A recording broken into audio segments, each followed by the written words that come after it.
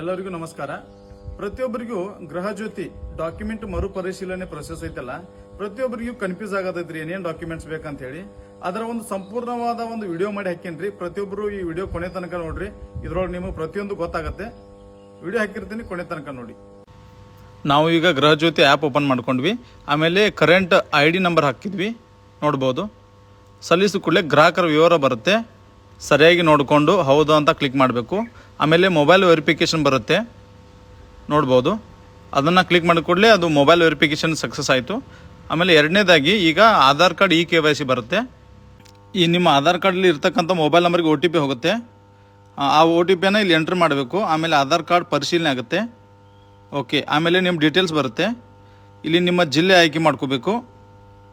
ಆಮೇಲೆ ತಾಲೂಕು, ಆಮೇಲೆ ನಿಮ್ಮ ಮತಕ್ಷೇತ್ರ, ಯಾವ ವಿಧಾನಸಭೆ ಇದೆ ಅದರ ಮತಕ್ಷೇತ್ರ ಆಯ್ಕೆ ಮಾಡ್ಕೋಬೇಕು.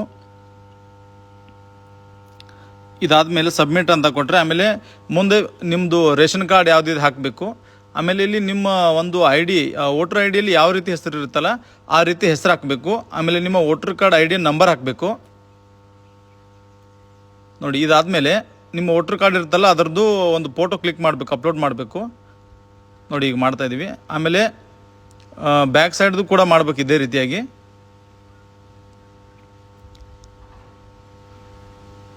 ಓಕೆ, ಇದಾದಮೇಲೆ ನೀವೇನಾದರೂ ಟ್ಯಾಕ್ಸ್ ಕಟ್ತಿದ್ರೆ ಇಲ್ಲಿ ಪ್ಯಾನ್ ಕಾರ್ಡ್ ತೆರಿಗೆದಾರರು ಅಂತ ಇದೆಯಲ್ಲ, ನೀವು ಟ್ಯಾಕ್ಸ್ ಕಟ್ತಿದ್ರೆ ಅದು ಆಪ್ಷನ್ ಚೂಸ್ ಮಾಡಬೇಕು. ಇಲ್ಲ ಅಂತಂದರೆ ಇಲ್ಲ ಅಂತ ಚೂಸ್ ಮಾಡಬೇಕು. ಆಮೇಲೆ ನಿಮ್ಮ ವೃತ್ತಿಯನ್ನು ಹಾಕಬೇಕಾಗತ್ತೆ. ಇಲ್ಲಿ ನೀವೇನು ಕೆಲಸ ಮಾಡ್ತಿದ್ರೆ ಅದನ್ನ ಹಾಕಬೇಕು. ಆಮೇಲೆ ಕೆಳಗಡೆ ಕ್ಯಾಟಗರಿ ಬರುತ್ತೆ ಆಯ್ಕೆ. ನಾನು ST ಅಂತ ಚಾಯ್ಸ್ ಮಾಡಿದರೆ ಇಲ್ಲಿ ID ನಂಬರ್ ಹಾಕಬೇಕಾಗತ್ತೆ. OBC ಅಂತ ಮಾಡಿದರೆ ಇಲ್ಲ, ಯಾವುದೇ ರೀತಿಯಾದ ಸರ್ಟಿಫಿಕೇಟ್ ಅವಶ್ಯಕತೆ ಇಲ್ಲ. ಬಟ್ ನಾವು ST ಅಂತ ಹಾಕಿದರೆ ಇಲ್ಲಿ ಕಂಪಲ್ಸರಿಯಾಗಿ ID ನಂಬರನ್ನು ಮೆನ್ಷನ್ ಮಾಡಲೇಬೇಕು. ನೋಡಿ, ಇವಾಗ ID ನಂಬರ್ ಹಾಕ್ತಾ ಇದ್ದೀವಿ. ಇದಾದಮೇಲೆ ಫೋಟೋ ಕೇಳುತ್ತೆ, ಫೋಟೋ ಕ್ಲಿಕ್ ಮಾಡಬೇಕು. ಆಮೇಲೆ ಇದೆಲ್ಲವೂ ಸರಿಯಾಗಿದೆ ಅಂತ ಒಂದು ಚೆಕ್ ಮಾಡಿ ಕೊನೆಗೆ ಓಕೆ ಅಂತ ಹೊಡೆದ್ರೆ ಅಪ್ಲಿಕೇಶನ್ ಸಕ್ಸಸ್.